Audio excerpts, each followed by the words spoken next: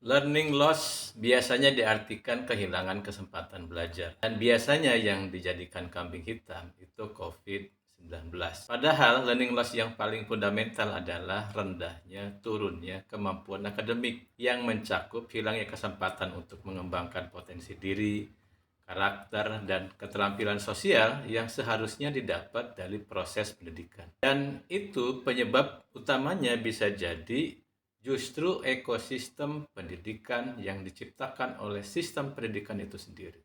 Bayangkan saja hanya 1,5% siswa yang tingkat berpikirnya high order thinking, berpikir tingkat tinggi. Lulusan SMA kita setara dengan SMP kelas 2 di negara-negara lain, seperti Jepang dan Korea Selatan. Lulusan S1 mahasiswa di Jakarta, kemampuan literasi dan logik berpikirnya lebih rendah daripada lulusan SMA di Jepang. Ini adalah hasil survei PAAAC, Program for International Assessment of Adult Competencies. Kenapa ini bisa terjadi? Karena kita masih berkutat pada literasi dasar, membaca, menulis, dan matematika dasar. Karena selama ini kita masih lebih fokus pada output, bukan outcome. Lebih fokus pada angka partisipasi belajar, jumlah lulusan, lebih fokus pada belajar menghafal fakta-fakta dan norma daripada masuk mendapatkan makna. Ujian-ujian dan tes-tes yang kita lakukan, termasuk di dalamnya ujian nasional, lebih pada